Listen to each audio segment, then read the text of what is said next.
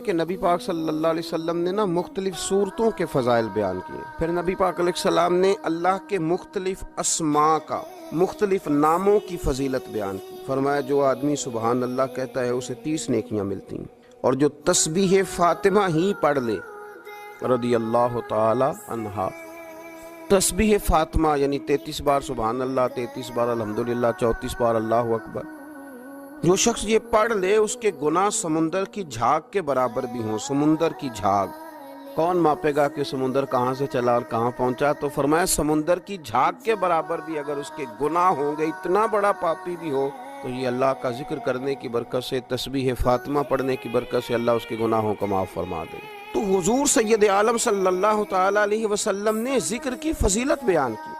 नबी पाक सल्लल्लाहु अलैहि वसल्लम ने बहुत सारे अस्मा थे जिनकी अजमत, इज्जत, रिफत बयान की। फरमाया इसके साथ अल्लाह का जिक्र करो।